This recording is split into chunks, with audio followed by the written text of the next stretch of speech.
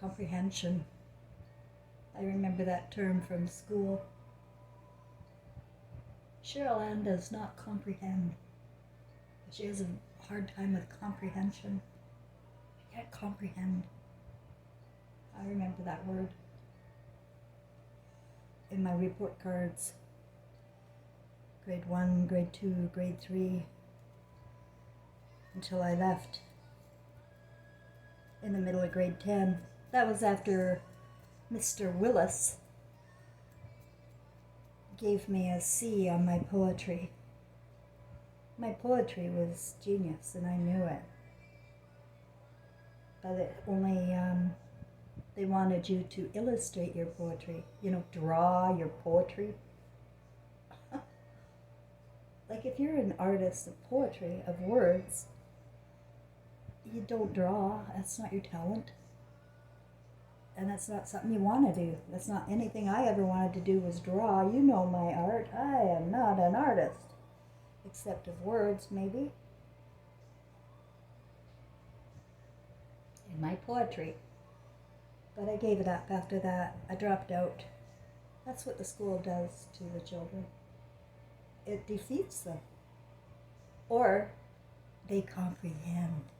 They learn to comprehend. You comprehend. Well, I've comprehended that we're on a genocide program and they've been trying to murder me since the 1990s in the medical system. I couldn't tell anybody. They couldn't comprehend me. So I just have been going along my life, getting, by. But now we're in trouble, my friends, because I'm a little upset today. I'm comprehending what's going on with my cannabis. You see, I've been on cannabis since the Beans of Light came in 2016, September. That's when I started cannabis oil.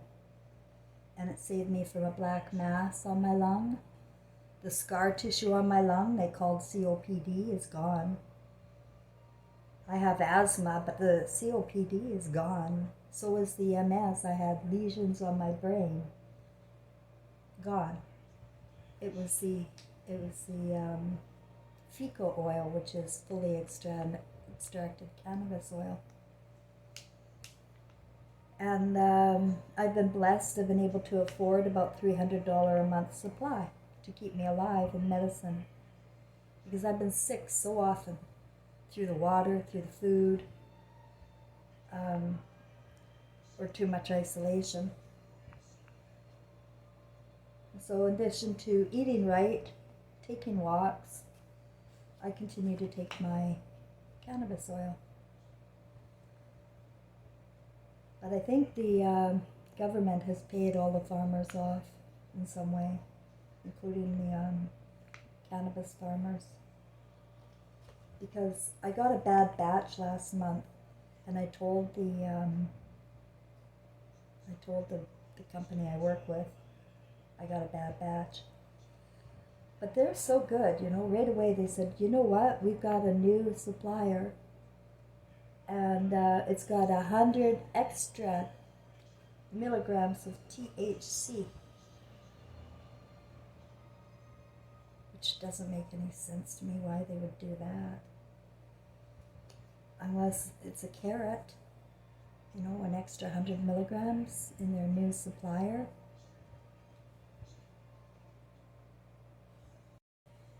Well, I said, yeah, so it didn't even ask for this old stuff back. Just sent me 12 new ones. You think the supplier sold the farm? I do.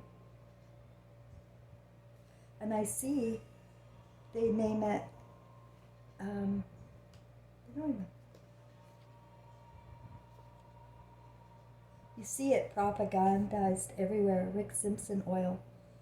on BitChute. I mean, this guy, he's saying, oh, my wife died of cancer, and it's on every BitChute page is this spammer about his Rick Simpson oil. Well, I tried Rick Simpson's oil in the very beginning. It was there. I didn't particularly like it. I really didn't. It was the wrong color. It was kind of a urine color when cannabis would have been dark. You know, why is it yellow? I just didn't, you know what, I just in my senses, I didn't want it. I didn't want Rick Simpson oil. My senses said no. My senses didn't comprehend the value of Rick Simpson oil. I just wanted the guy down and had a little shop that was doing FICO, fully extracted cannabis oil, where you have a logo with a little, you know, that logo too. I don't know. I feel like they've changed the marijuana logo.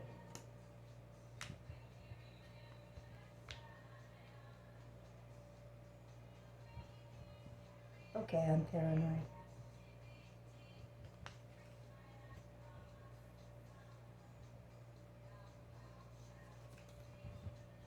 But, you know, with the Red Cross, all of these symbolisms that used to be so scary in the medicine, that's the medical symbol. I think medicine bought cannabis in Canada, bottom line. So God knows what's in there. You don't know. It's probably full of graphene or insects. DNA. Because we're under genocide by some very evil people. And you know why? Because people are fucking greedy. They sell their farms because there's more money. That's what you're doing. It's you, it's not the elitists. People are so greedy, so perverted. I saw it in my family, fucking greedy pigs. No, I don't comprehend this world. I don't comprehend anything now. The genocide is in the food. It's in the water. It's in our air. It's in our medicine. What are we going to do? Nothing? Sell your farm? Sell what you got so you can get something extra for a minute? So you can feel rich for a minute?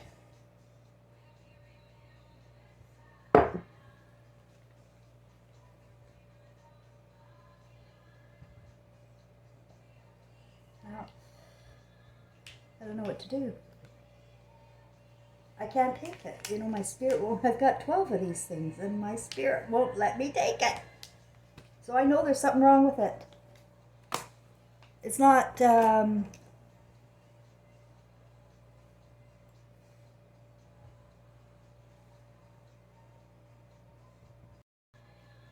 you know what?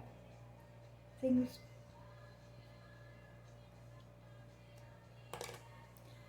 work in mysterious ways in my world, because oftentimes one batch will go bad so that I can find out about what they're doing over here. Because they said they're selling this and this. Well, because it's got an extra 100. I would never buy that.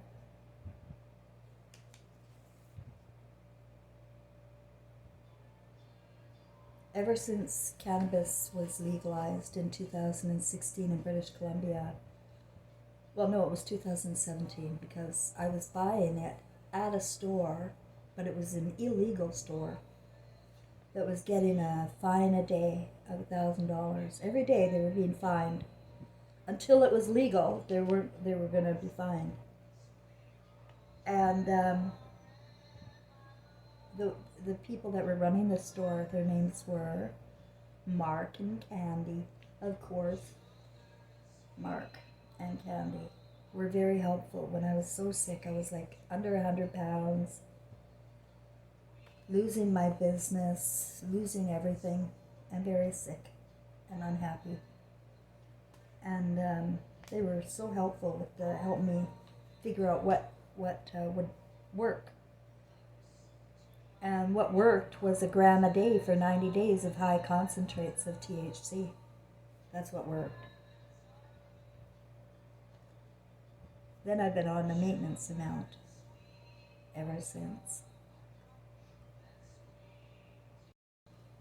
And you just, I've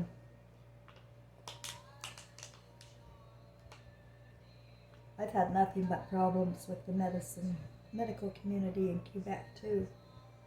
Yeah,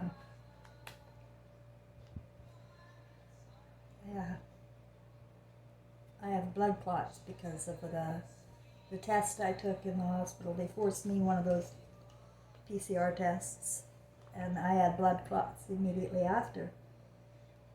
But I was able to push through. I had a stroke. I had heart attacks galore in my heart.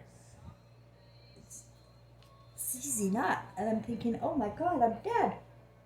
But I don't die. I never died. The blood clots are dissipating. I can still feel them roaming around my body, but they're smaller.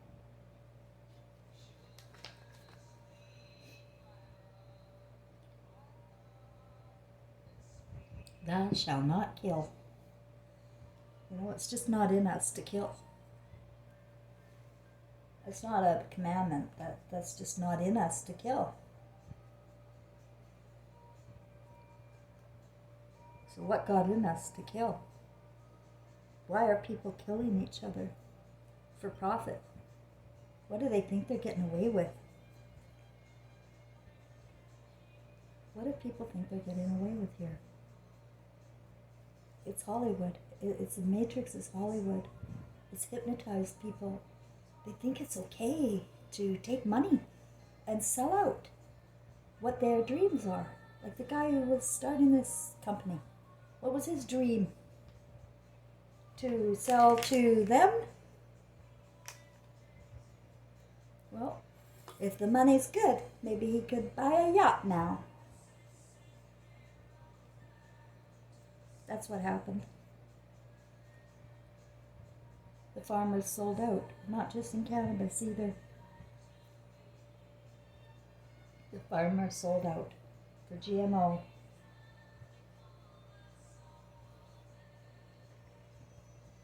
I don't like GMO. I'm not GMO. But I'm forced to live with this, and the box is getting smaller and smaller to escape from the snake. You'll see the snake, this snake symbol in the UN and the medical. It's a genocide. The snake is genocide.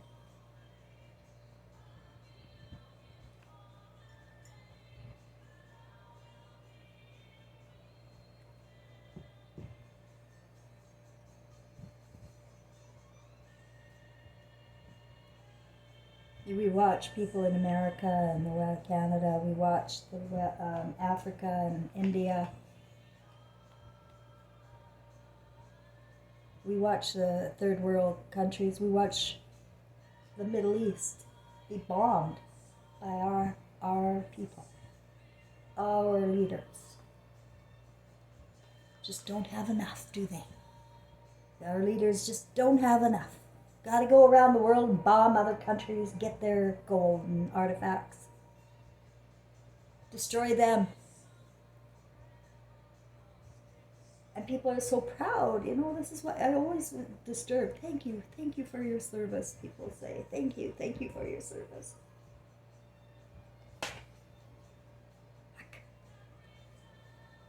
Brainwashing is so bad, so complete. That these are just my final days in docking, that's all. Yours too.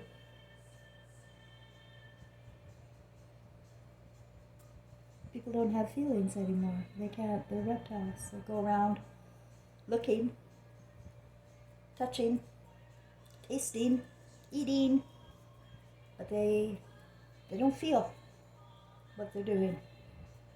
And that makes them less than animals in my mind. Because animals do not do what The reptiles do. Animals don't sleep with their own gender or their children.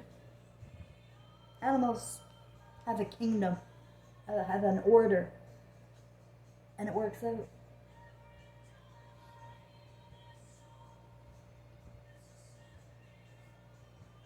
The problem is the word. The word is the creates images in your mind, and it's a spell. The word is a spell. And languages are divided up so that we can't talk to each other. With the foreign language difference, but also generational differences. They got rid of cursive writing. I was trying to teach my granddaughter how to handwrite, and she said, "No, Nana, we're not doing that anymore. We don't have to do cursive." Well, then you'll never read any of my diaries, will you, girl?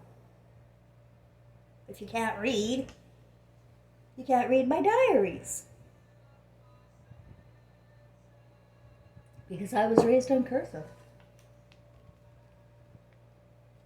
So I threw my diaries away. I did. I didn't really. I left them in the storage when I went homeless. I gave my granddaughter my dishes, my china, but I left the diaries in the storage to be auctioned off.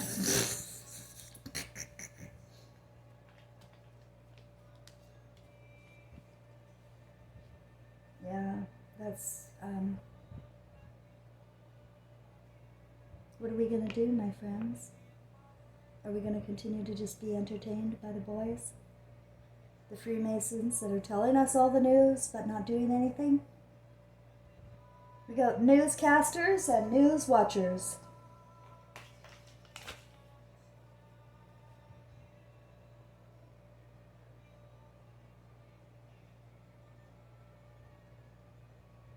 I'm going to show you a video I have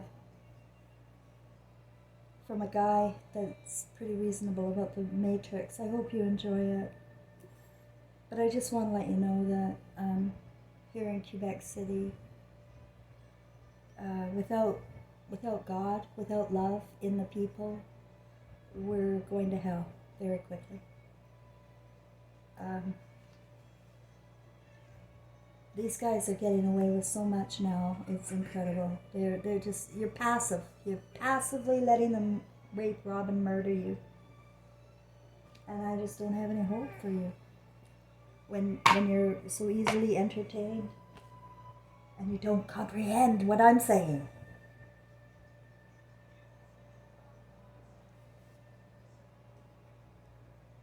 Yesterday in BitChute, I was so angry, so upset.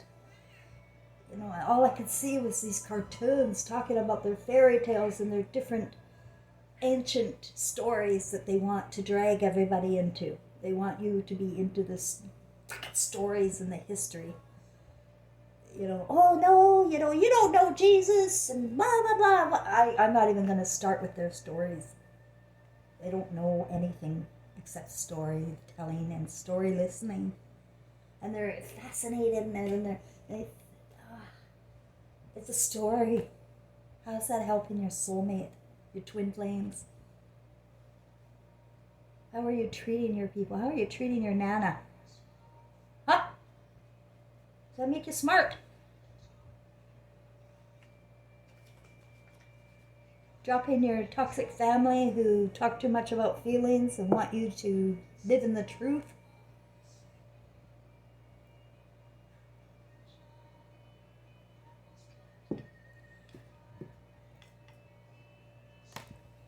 The only way we're going to get out of this is to be real. To be real. To be real with your doctors, to be real with your teachers, to be real with your people at home. If you're not real, if you're hiding your feelings, you're going to be sorry. Because when you hide, nothing's hidden. You're only screwing yourself. You're only just decording yourself from love when you hide and lie and you're greedy and you sell the farm. You took the money and you dropped people. Metaphorically and literally.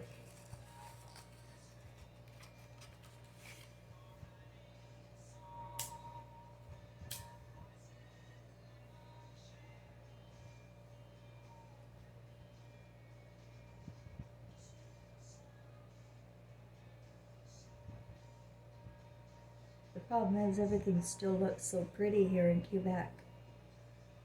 My landlord's just going forward. It's like people are basking in money here. Like, he's got a whole new front to his house, this landlord of mine. And it's incredible. It's turning out to be gorgeous. He's got 3 cars. And then I was down shopping at the market yesterday, and I couldn't help but notice there were so many shiny cars, brand new cars everywhere, guys. Cars everywhere.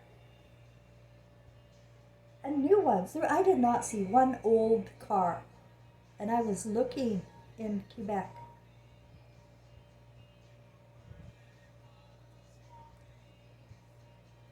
So, money keeps people happy and comfortable.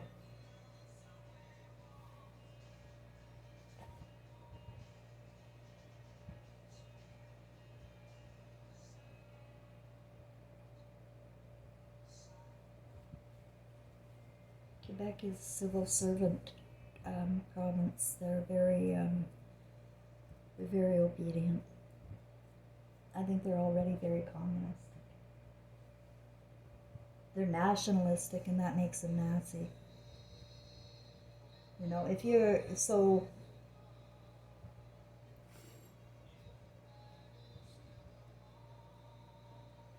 You don't own this province, Quebec. You never did. They robbed it. That's another thing I noticed when I first got here. Not one Indigenous person in Quebec City. I walked everywhere. Didn't see any. They're all segregated up north.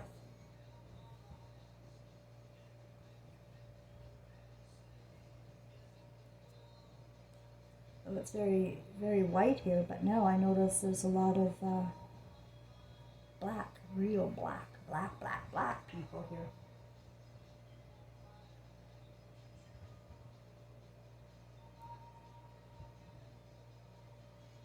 We're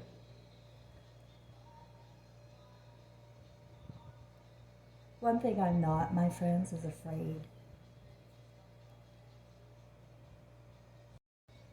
Well, this song won't make it to Australia. This song gets blocked in Australia for some reason.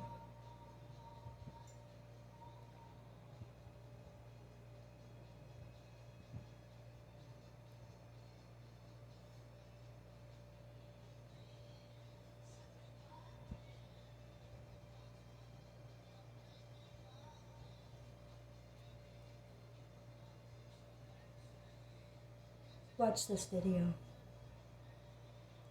Exception. For those who wish to look into the histories of how we got to where we are and where we're going, look into cuttingthroughthematrix.com, my website. And for those who speak other tongues of Europe, look into Alan Watt, sentientsentinel.eu. As I say, these topics are not pleasant. We're taught to be egocentric, a recent phenomena really, because only up until the time that television took over from radio did we ever think that the world was supposed to be a happy place all the time, because it wasn't, and neither was the average individual supposed to be happy all the time.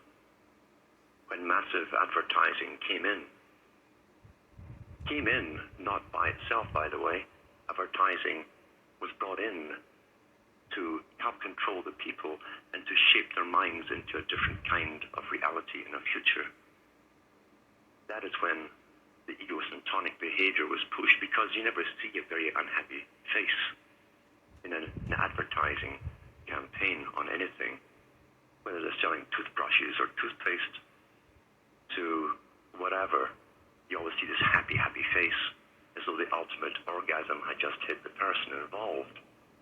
And it's a big con, of course, because the system we live in of commerce is based on creating unhappiness. That's the whole point of it. Nothing is made to last that you buy. In fact, it's getting a lot worse now that the business has gone to China. They are maximizing the profits, as they like to say, and cheapening all the products at the same time, so they don't last very long. It really doesn't matter that they don't last long, because as long as we have this pre-availability of credit cards, it seems that the sky is a limit to the average person who doesn't know anything else. How on earth did we get to this stage of manipulation? Well, it's to do with the creation of reality and how masses of people can be conditioned slowly through generations into leaving one field where they chew happily on the grass into another field, a field that was already prepared and planned by people who lived hundreds of years ago, because those who rule the world work intergenerationally. Now I hear the music coming on, and I'll be back after these messages. A form of state worship also based on earth worship, which really is one and the same thing for the elite. As long as we believe it, then we will do and believe whatever they tell us. This can only be done with one or two generations. Once that's done, you'll see children happily volunteering to be sterilized to save Gaia, Mother Earth. Now, this has been written about by people involved in high think tanks which plan your world. They plan your reality, and they market it into your head through magazines, television, and they make sure that you're all indoctrinated in the same schooling, and that way everyone will believe the earth is flat if they say so. People can be made to believe anything, unfortunately, and that is the problem. Mammals all look towards the older mammal parent, at least one of them, to point out things which they should be aware of. If the mammal doesn't do that, the parent and the young one will think that the world's born into, and all its enemies, the predators, are quite natural. They're friendly towards them. It's the same with humans. If your parents didn't know, didn't question the reality into which they were born, and don't warn the child grows up thinking, this is the only possible system that could ever have evolved. It's as simple as that. This is called the creation of culture, or culture creation. Written about thousands of years ago by various philosophers, mainly from Greece and some of the Aramaic countries, where they tell you how they created the cultures of their own periods and how they kept control of those cultures and even updated them like computer programs, mainly through the arts and the sciences, the drama, the fashion industry, and even called it the fashion industry 2,300 years ago. They made sure that everyone in ancient Greece at one period had to attend the traveling plays that were put on by actors and actresses that came from the Middle East. Even the slaves had to go because they would copy or mimic, as Plato said, that which they saw on stage, including the fashions and the music. Music was such a powerful tool that Plato wanted it to be licensed. He knew the effect it could have on the youth, but he also knew that the military music also stirred the youth to war, and that could be useful to those in control, the dominant minority, or the guardians, as he liked to call his own class. Aldous Huxley, in various speeches towards, or at least at Ivy League universities, spoke about this dominant minority still existing. He said that it had always existed, and he saw no reason why it shouldn't always exist. And that is true. To them, it's their world. They own the resources of the world. They own the financial system of the world. And they also inbreed like crazy because they marry wealth. Not just any wealth, not new wealth, but old wealth, because to them, you prove your good breeding, as they call it, through having selected mates who have accumulated wealth through many generations and never lost it. That's how they're mated up. The idea, in fact, of love, romantic love, is a fairly recent phenomena being promoted to the public. Prior to the 1800s, it was more of a practical thing to do, was to get married, to keep the species going. And plus, as most folk lived on rural areas, they needed all the help they could get on the farms. So the more children they had, the better, the more chances of survival people would have. The modern histories they give you would tend to make you think that every male in history had it so good. And that's the big lie. Most people did not have it so good. Right up into the 20th century and many today, even the Western world had it fairly poorly.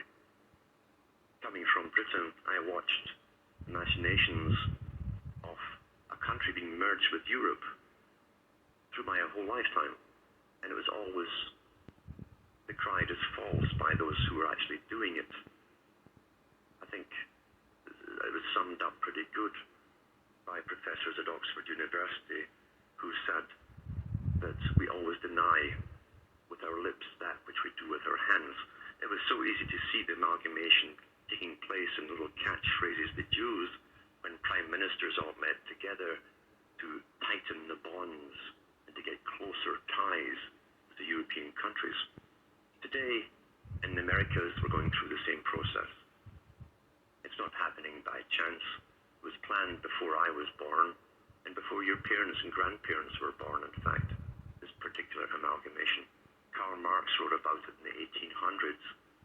He said there would be three great trading blocs: a united Europe, a united America, and also a united Pacific Rim region. He also mentioned the most favored nation trading status as well. The same term they still use with the economic unions of today. We're living through a big business plan, a long-range business plan, in which we have no participation. We just go through the motions and do what we're told and vote new people in, and yet, regardless of who you vote in, the same agenda goes on. Big business plan, a long-range business plan, in which we have no participation. We just go through the motions and do what we're told and vote new people in, and yet, regardless of who you vote in, the same agenda goes on. Because really, all sovereignty was signed away at San Francisco at the end of World War II, when all the countries signed the UN Treaty, the Charter. The trick then was to fool the public into allowing amalgamation to take place, slowly, ever so slowly. That's how you don't spook the animals, you don't spook the herd down below, and sure enough, it works very well. And that's also part of the reason why in the Western world they suddenly came out with credit cards and gave you easy loans, even without collateral, for the first time.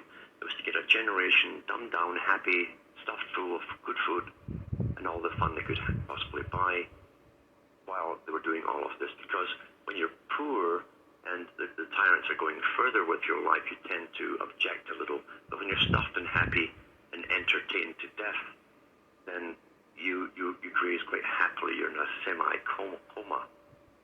You're comatic, you're hypnotized in a sense.